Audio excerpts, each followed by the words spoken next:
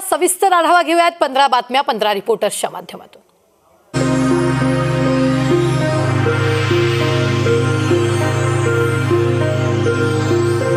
आंतरवली सराट येथे सुरू असलेल्या आंदोलनानंतर सरकारकडून आता निजामकालीन पुरावे असणाऱ्यांना दाखले देण्यासंदर्भात जी.आर. काढण्यात आलाय।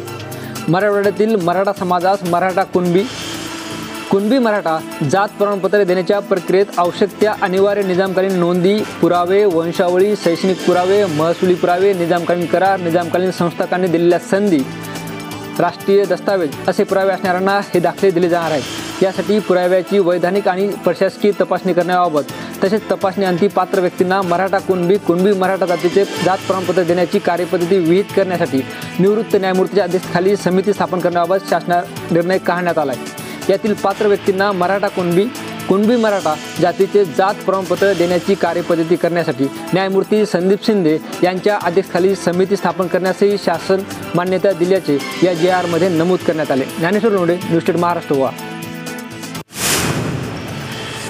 मराठा समाजाला आरक्षण मिळावे यासाठी जालना जिल्ह्यातील आंतरवली सराटी येथे मनोज जरांगे हे उपोषणाला बसलेले आहेत। आंदोलनाचा आजचा 10वा दिवस आहे। सरकारने कालपासून यावर तोडगा काढण्याचे शर्तीचे प्रयत्न केले, मात्र तोडगा निघू शकला नाही। त्यामुळे आंदोलन अजूनही सुरूच आहे आणि हे सुरूच राहणार आहे। उपोषणाच्या 10व्या दिवशी माजी राज्यमंत्री अर्जुन खोतकर यांनी आंतरवाली सराटी येथे येऊन मनोज जरांगे यांच्याशी आज पुन्हा एकदा चर्चा केली। 1 महिन्याच्या आत आरक्षण देण्यामध्ये काय अडचणी येऊ शकतात या संदर्भातली माहिती त्यांनी जरांगे यांना दिली, मात्र जरांगे आपल्या भूमिकेवर अजूनही ठाम आहे। त्यानंतर अर्जुन खोतकर यांनी मुख्यमंत्री एकनाथ शिंदे यांचा निरोप जरांगे यांना सांगितला आणि एक शिष्टमंडळ आपण मुंबईला पाठवावे, कायदेशीर बाबींवर तिथे चर्चा करू आणि आपण निर्णय घेऊ असं अर्जुन खोतकरांनी जरांगे यांना आवाहन केलं। त्या आव्हानाला जरांगे यांनी प्रतिसाद दिला। खरं तर अर्जुन खोतकरांनी त्यांना जरांगे यांना तुम्ही मुंबईला असं सांगितलं होतं, मात्र मी स्वतः तिथे येणार नाही, माझं शिष्टमंडळच तिथे येईल असं जरांगेंनी ठामपणे सांगितलं।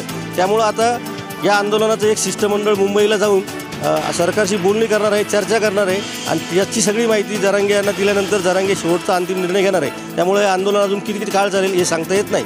तुमचा जी.आर. हा आमच्या भविष्याचा, तुमचा जी.आर. आम्हाला न्याय देण्यासाठी, त्याच्यात आमच्यात कोणाचाही शंका नाही। आम्ही आंदोलन लावून पण धरत नाही। आम्हाला तो जी.आर. अगदी मान्य आहे, फक्त त्याच्यामध्ये सुधारणा करा म्हणतो आम्ही। तो आवडतच नाही आणि त्याच्याशी आम्हाला देणं घेणंच नाही आणि तुम्ही आम्हाला फसवलंच ही शब्द आमच्या तोंडातून येणार नाही, कारण तुम्ही स्वागतार्ह निर्णय घेतला। फक्त त्याच्यामध्ये सुधारणा करा एवढंच मत आमचं आहे की त्यामध्ये सुधारणा करा की सरसकट मराठा समाजाला कुणबी जात प्रमाणपत्र देण्यात यावे। मराठा समाजाला सरसकट आरक्षण द्यावं अशी मागणी मनोज जरांगे सातत्याने करत आहे। अर्जुन खोतकर यांनाही त्यांनी आज पुन्हा तीच मागणी केली आणि त्यांनी असंही सांगितलं की तुम्ही ही मागणी मान्य करू शकता, मला तुम्ही जी.आर. हातात आणून द्या, आजपासून मी पाणीसुद्धा पिणं बंद करणार आहे। त्यामुळे तुम्ही जी मागणीचा जी.आर. आणा आणि पाण्याचा ग्लासही आणा, मग मी उपोषण मागे घेतो। त्यामुळे सरकारसमोर आता मोठं आव्हान तयार झालेलं आहे। बुलढाणा जिल्ह्यातील खामगाव तालुक्यात येणाऱ्या हिवरखेड गावात मेंढ्यांच्या कळपावर एका वाघाने हल्ला केलाय। या हल्ल्यात तब्बल 40 मेंढ्यांचा या वाघाने फडशा पडलाय। 40 मेंढ्या वाघाच्या हल्ल्यात मृत्युमुखी पडल्या आहेत, तर 20 पेक्षा अधिक मेंढ्या गंभीर जखमी झाल्या आहेत। त्यामुळे या परिसरात या वाघाची दहशत निर्माण झाली आहे। हिवरखेड गावात घुसून मेंढ्यांच्या कळपात वाघाने हल्ला केल्याने गावकरी देखील दहशतीत आहे। रात्री दरम्यान हल्ला होत असताना मेंढ्यांच्या ओरडण्याचा आवाज आल्याने गावकऱ्यांनी मेंढ्यांकडे जाऊन पाहिले असता एक वाघ त्या मेंढ्यांवर हल्ला करत असल्याचं गावकऱ्यांनी पाहिलं। यानंतर हा प्रकार लक्षात आलाय। 40 मेंढ्या या मृत्युमुखी पडल्याने शेतकऱ्यांचं मोठं नुकसान झालंय। याशिवाय बुलढाणा जिल्ह्यातील खामगाव तालुक्यात पुन्हा एकदा वाघाची दहशत पसरली आहे। Prafulla Khandala, news state Maharashtra, Buldhana. मराठा आरक्षणाच्या मुद्द्यावरून खासदार संजय राऊत यांनी सरकारवर जोरदार टीका केली आहे। मनोज जरांगे यांनी मराठा समाजासाठी आपले प्राणाला लावले आहे असं संजय राऊत म्हणाले। भ्रष्टाचाराच्या मुद्द्यावर ज्येष्ठ समाजसेवक अण्णा हजारे यांनी कधीकाळी दिल्लीत आणि महाराष्ट्रात आंदोलन केलं होतं, तेव्हाही हेच गिरीश महाजन मध्यस्थी करायला मध्ये होते, पण त्यातून काहीही निष्पन्न झाले नाही। आजही भ्रष्टाचार आहे, ते फक्त अण्णांना गुंडाळून आले, पण मनोज जरांगे गुंडाळले जाणारे व्यक्तिमत्व नाही असं संजय राऊत यांनी म्हटलंय। मनोज जरांगे पाटील हा फकीर माणूस आहे। मी जेव्हा त्यांना भेटलो तेव्हा मलाही आश्चर्य वाटले। या अत्यंत साध्या माणसाने शिंदे सरकारला जेरीस आणलं आहे असंही राऊत म्हणाले। मनोज जरांगे पाटील यांनी त्यांच्या समाजासाठी आपला प्राण पणाला लावला। कधी काळी भ्रष्टाचाराच्या मुद्द्यावर अण्णा हजारे यांनी पोषण केलं दिल्लीत आणि महाराष्ट्र। तेव्हा हे गिरीश महाजन होते मध्यस्थी करायचे, त्याचं काही निष्पन्न झालं नाही। भ्रष्टाचार जोरात आहे, फक्त अण्णांना गुंडाळून आले। मनोज जरांगे झुकणार नाही, त्यामुळे गणवागणवी इथे करू नका, आंदोलन गुंडाळले जाणार नाही असा निशाणा संजय राऊत यांनी सरकारवर साधला आहे। कॅमेरामॅन प्रभात दासचा अमजद खान, न्यूज स्टेट महाराष्ट्र गोवा। उद्धव ठाकरे शरद पवार यांच्या काळात ते मुख्यमंत्री असताना मराठा समाजासाठी काय केलं असा सवाल महसूल मंत्री राधाकृष्ण विखे पाटील यांनी काढलाय। आताचे सरकार त्या संदर्भात क्षेत्रपत्रिका काढणार असून त्यावेळेस सर्वसामान्य नागरिकांना सर्व खरे कळेल असाही टोला विखेंनी लगावलाय। शरद पवारांनी एक लक्षात घेतलं पाहिजे, इतके वर्ष सत्तेत राहिलेत, जाणता राजा म्हणून फिरत राहिले, मात्र त्यांनी आरक्षणासाठी कधी प्रयत्न केले आहेत हे मला ऐकिवात नाही असाही टोला विखेंनी लगावलाय। मराठा आरक्षणाचा मुद्दा गेली अनेक दिवसांपासून पेटताना पाहावयास मिळतोय। यातच सत्ताधारी आणि विरोधक एकमेकांवर टीका करण्याची एकही संधी सोडत नाहीयेत। आता राधाकृष्ण विखे यांनी शरद पवारांवर आणि उद्धव ठाकरेंवर सोलापुरात बोलताना टीका केली आहे की आपण इतक्या वर्ष सत्तेत राहिलात, जाणते राजा म्हणून राज्यभर फिरत राहिलात, पण कधी मराठा समाज आरक्षणासाठी कधी प्रयत्न केले आम्हाला ऐकवत नाही कधी। म्हणून आमचं म्हणणं की त्यांनी सांगावं तरी की ते मुख्यमंत्री असताना काही प्रयत्न केलेत, केंद्रामध्ये मंत्री असताना प्रयत्न केलेत, महाविकास आघाडीचे मार्गदर्शक म्हणून काही प्रयत्न केलेत, हे लोकांना कळू द्या ना। शरद पवार यांनी मुख्यमंत्री असताना काय केले, केंद्रीय मंत्री असताना काय केले आणि महाविकास आघाडीचे मार्गदर्शक म्हणून प्रयत्न करत असताना मराठा समाजाच्या आरक्षणासाठी काय केले हे लोकांना कळू द्या असाही टोला महसूल मंत्री राधाकृष्ण विखे पाटील यांनी लगावलाय। न्यूज स्टेट महाराष्ट्रासाठी विशाल भांगे, सोलापूर। प्रकाश भाऊ, या आपण एकत्र लढू, पुरोगामी विचाराला पुढे घेऊन जाऊ, महाराष्ट्रात जातीवादी शक्तीला बाहेर घालू अशी ऑफर राज्याचे विरोधी पक्षनेते विजय वडेट्टीवार यांनी प्रकाश आंबेडकरांना दिली आहे। पुरोगामी विचाराच्या पक्षाने बाबासाहेब आंबेडकर, महात्मा फुले, शाहू महाराज यांचे हे राज्य आहे। अशा या राज्यामध्ये ते जन्मले आहे, स्वराज्याची स्थापना केली आहे। मला वाटतं की पुरोगामी विचाराच्या मंडळींनी एकत्र येणे आणि तो सगळ्यांनी मिळून एकत्र येऊन जातीवादी शक्तीला घालवणं हा जर पर्याय असेल आणि जर त्यांचा उद्देश असेल सगळ्यांचा, तर एकत्र येऊ शकतात असंही विजय वडेट्टीवार यांनी म्हटलं आहे। जातीवादी शक्तीला मदत करण्याचा कोणाचाही काही इरादा असेल तर त्यामध्ये आम्ही जोडण्याचा प्रयत्न केला तर ते मात्र तोडण्याचा प्रयत्न होईल असंही वडेट्टीवार यांनी म्हटलं आहे। प्रकाश भाऊ आंबेडकरांना एक विनंती आहे, आव्हानही आहे, विनंती आहे, सूचनाही आहे की आपण एकत्र लढू, पुरोगामी विचाराला घेऊन पुढे जाऊ, महाराष्ट्रातून जातीवादी शक्तीला बाहेर घालू, हे आम्ही नेहमीच त्यासाठी तयार आहोत। त्यामुळे आपण एकत्र लढू, पुरोगामी विचाराला घेऊन पुढे जाऊ, महाराष्ट्रातून जातीवादी शक्तीला बाहेर घालू यासाठी नेहमीच तयार आहोत असंही विधान राज्याचे विरोधी पक्षनेते विजय वडेट्टीवार यांनी केलं आहे। Wasim Shaikh, news state Maharashtra, Buldhana. राष्ट्रवादीत फूट पडल्यानंतर शरद पवारांनी आता पक्ष बांधणीवरती भर दिल्याचं पाहायला मिळते। शरद पवार राज्यातील जिल्ह्यांमध्ये सभा घेत आहेत, तर आता शरद पवारांनी मुंबईत आमदार आणि खासदारांची बैठक बोलावलेली आहे। लोकसभा आणि विधानसभा निवडणुकीच्या पार्श्वभूमीवर शरद पवार यांनी मोर्चेबांधणी सुरू केली आहे। शरद पवार यांनी येत्या 9 सप्टेंबर रोजी मुंबईत महत्त्वाची बैठक बोलवली आहे। वाय बी चव्हाण सेंटर इथे ही बैठक होणार आहे। या बैठकीला राष्ट्रवादीच्या सर्व विद्यमान आमदार आणि खासदारांना बोलावण्यात आले। याशिवाय माजी आमदार, माजी खासदार, जिल्हाध्यक्ष, शहराध्यक्ष आणि तालुकाध्यक्षांनाही बैठकीचं निमंत्रण आहे। स्वतः शरद पवार या बैठकीत या सर्वांकडून माहिती घेणार आहेत। याशिवाय शरद पवार या बैठकीत आमदार आणि खासदारांच्या कामकाजाचा आणि त्यांच्या मतदारसंघाचा आढावा घेणार आहेत। त्याचबरोबर माजी आमदार आणि माजी खासदारांच्या मतदारसंघाचाही आढावा शरद पवारांकडून घेतला जाणार आहे। व्हिडिओ जर्नलिस्ट धनंजय भगतसह अश्विनी सातवडोके, न्यूज स्टेट महाराष्ट्र, पुणे। मराठा आरक्षणच्या कमिटीवर पंकजा मुंडे यांनी निशाणा साधलाय। कमिटीचा ड्राफ्ट नीट असतात तर 100% मराठांना आरक्षण मिळालं असतं, असं पंकजा मुंडे यांनी म्हटलं आहे. शिवशक्ती परिक्रमा यात्रेच्या निमित्ताने भाजपच्या नेत्या पंकजा मुंडे यांनी राज्यभर दौरा करत आहेत. त्यांनी आतापर्यंत 2 शक्तिपीठाचं दर्शन घेतलं असून 2 ज्योतिर्लिंगाचं दर्शन घेतलं आहे. यावेळी बोलताना त्यांनी मराठा आरक्षणावरती प्रतिक्रिया दिली. मला लोकांना भेटायची इच्छा होती आणि दर्शनाची सुद्धा खूप इच्छा होती. माझं स्वागत साताऱ्यात मोठ्या उत्साहात झालं आहे, असं पंकजा मुंडे यांनी सांगितलं. त्यानंतर बोलताना त्यांनी मराठा आरक्षणावरून सरकारवर निशाणा साधला आहे. मराठा आरक्षणाच्या मुद्द्यावर मराठा समाजाच्या आरक्षणासाठी जी कमिटी आहे त्यांनी काम कमी केलं. त्यांनी दिलेलं आरक्षण कोर्टात का टिकलं नाही, असं पंकजा मुंडे यांनी म्हटलं आहे. मराठा समाजाच्या आरक्षणासाठी तिथले जे कमिटी आहे त्यांचं मत विचारा कसं त्यांनी तयार केलं, त्यांनी का कमी केलं, त्यांनी आरक्षण दिलं कोर्टात का नाही टिकलं हे त्यांना विचारा. मराठा समाजाच्या आरक्षणाला न टिकवण्यासाठी त्यांचा ड्राफ्ट जबाबदार आहे. तो ड्राफ्ट नीट असेल तर त्यांचं आरक्षण 100% देत आहे. तर मराठा आरक्षणाला ड्राफ्ट जबाबदार आहे. ड्राफ्ट जर व्यवस्थित असता तर 100% मराठा समाजाला आरक्षण हे मिळालं असतं, असं विधान साताऱ्यातील फलटण येथे पंकजाताई मुंडे यांनी केलं आहे. कॅमेरामन स्वप्नीलसह वैभव बोडके, न्यूज स्टेट महाराष्ट्र, सातारा.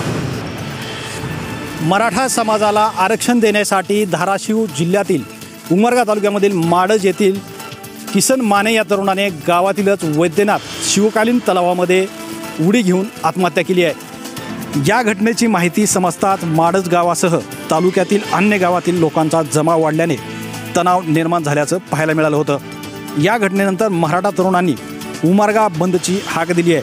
तसेच आत्महत्या करणाऱ्या तरुणाचा मृतदेह तहसील कार्यालयासमोर ठेवण्यात आला होता. जोपर्यंत आरक्षण मिळत नाही तोपर्यंत मृतदेह ताब्यात घेणार नसल्याची भूमिका आंदोलकांनी घेतली होती. मात्र आता यानंतर काही वेळाने ही परिस्थिती निवळलेली पाहायला मिळते आहे. उमरगा येथील तहसील परिसरामध्ये या प्रकरणामुळे मोठ्या संख्येनं मराठा बांधव जमलेले होते. एकंदरीतच या ठिकाणी तणावपूर्ण वातावरण निर्माण झालेले पाहायला मिळाले होते.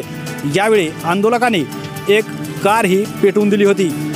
मात्र काही काळाने ही परिस्थिती निवळलेली दिसली आणि मयत किसन माने यांचा मृतदेह माडज या त्यांच्या गावी अंत्यसंस्कारासाठी घेऊन जाण्यात आले.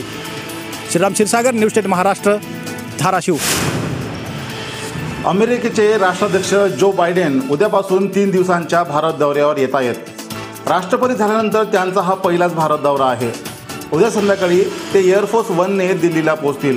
पंतप्रधान मोदीही त्यांचे स्वागत करण्यात जाणार असल्याची माहिती आहे. 8 सप्टेंबर रोजी बायडेन पंतप्रधान मोदीसोबत द्विपक्षीय बैठकी घेणार आहेत. यानंतर ते 9-10 सप्टेंबर रोजी होणाऱ्या G20 शिखर परिषदेत सहभागी होतील. बायडेन यांना दिल्लीच्या ITC मौर्य हॉटेलमध्ये राहण्याची व्यवस्था करण्यात आली आहे. तर बायडेन यांच्या सुरक्षेसाठी अमेरिकेची सिक्रेट सर्व्हिस टीम 3 दिवसांपूर्वीच भारतात पोहोचल्याची माहिती आहे. बायडेन हे सिक्रेट सर्व्हिसच्या 300 कमांडोच्या सुरक्षेखाली असणार आहेत. बायडेन यांच्या ताफ्यात 55 ते 60 वाहने असणार आहेत. बायडेन यांच्यासाठी जगातील सर्वात सुरक्षित कार द ब्रिज देखील भारतात आणण्यात आल्याची माहिती आहे. या कारमध्ये बसून ते G20 शिखर परिषदेला जाणार आहेत. Nilesh बंगाले, news state Maharashtra, Wardha. साताऱ्यातील जलदेश्वर साखर कारखान्याची किंमत 104 कोटी असताना गुरु कमोडिटीला कारखाना कवडीमाल भावात विकण्यात आल्याचं शालिंताई पाटील यांनी सांगितलं आहे. यामध्ये आपण जर पाहिलं तर बेकायदेशीर आर्थिक व्यवहार झाल्याचा आरोप करत या व्यवहाराला आव्हान देणारी याचिका शालिंताईंनी उच्च न्यायालयामध्ये दाखल केली. या याचिकेची सुनावणी लवकरच खंडपीठासमोर होणार आहे. शालिंताबाई पाटील या जलदेश्वरच्या संस्थापित चेअरमन आहेत, म्हणून त्यांनी कारखान्यातील बेकायदा व्यवहाराला आळा घालण्यासाठी हे पाऊल उचलल्याचं त्यांचं म्हणणं आहे. गुरु कम्युनिटी ही कंपनी राज्याचे उपमुख्यमंत्री अजित पवार यांच्या पत्नी सुनित्रा पवार यांची आहे. गुरु कम्युनिटीने 2010 मध्ये हा साखर कारखाना 62 कोटी 75 लाखांना विकत घेतला आहे. यामुळे ईडीने याबाबत तक्रार आल्यानंतर तपास केला होता.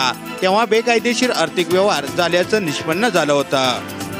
यामुळे अजित पवार यांचं नाव देखील या तक्रारीत होतं. मात्र 2021 मध्ये अजित पवारांचं नाव यामधून वगळण्यात आलं.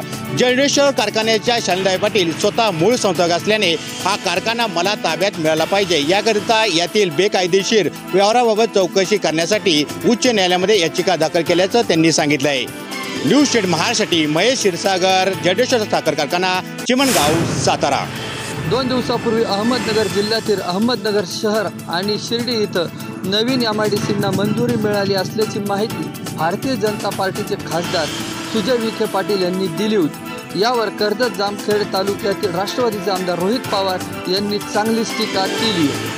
अहमदनगर जिल्ह्यातील 2 MIDCची घोषणा होत असताना कर्जत जामखेड तालुका हा दक्षिण लोकसभा मतदारसंघात येत नसावा असे मला वाटते। कर्जत जामखेडच्या MIDCचा प्रश्न अनेक वर्षापासून प्रलंबित आहे।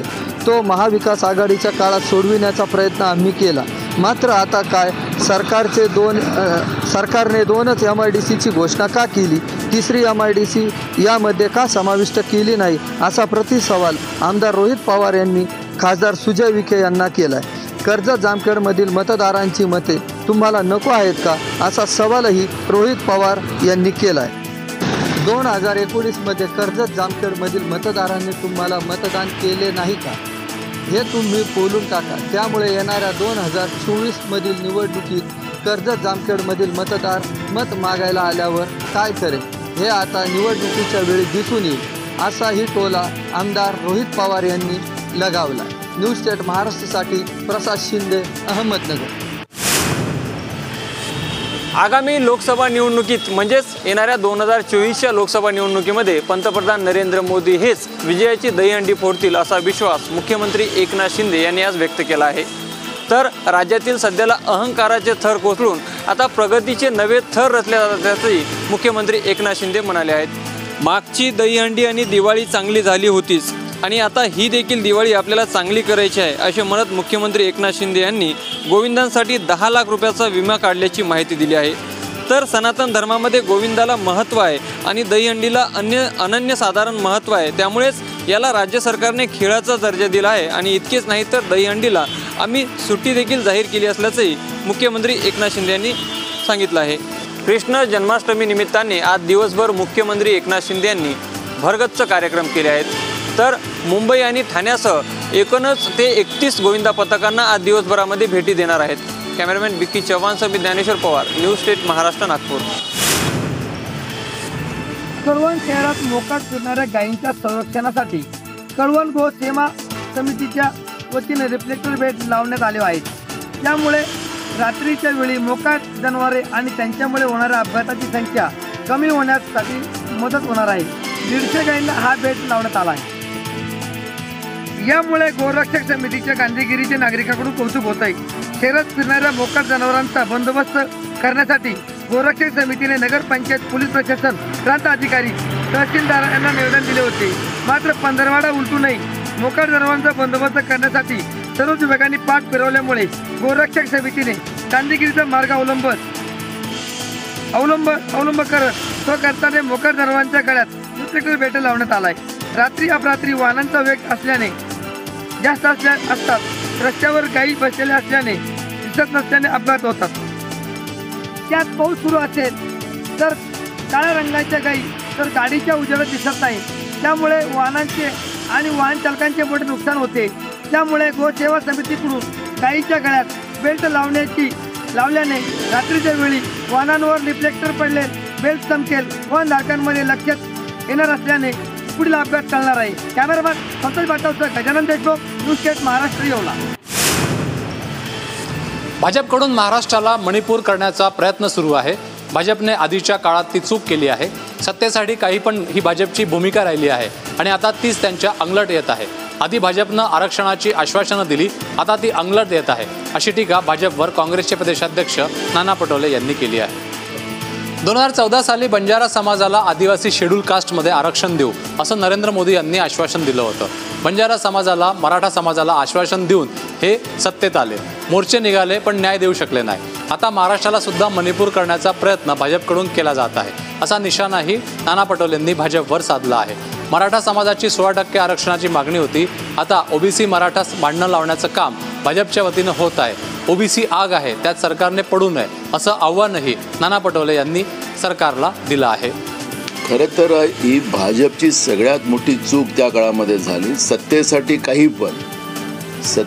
काही पण अशी जी भूमिका आणि खोटं बोला आणि रेटून बोला, ही भूमिका आता भाजपच्या अंगलट आलेली आहे असं चित्र आपल्याला पाहायला मिळतं। जातीनिहाय जनगणना हा यावर उपाय आहे, मात्र भाजप त्याला विरोध करत आहे. काँग्रेसची भूमिका स्पष्ट आहे. रायपूरला झालेल्या बैठकीत या संदर्भात काँग्रेसनं ठराव करून घेतला आहे की आम्ही जातीनिहाय जनगणना करू, असंही काँग्रेसचे प्रदेशाध्यक्ष नाना पटोले यांनी स्पष्ट केलं आहे. व्हिडिओ जर्नलिस्ट विकी चव्हाणसह प्रवीण मुधोळकर, न्यूज स्टेट महाराष्ट्र, नागपूर.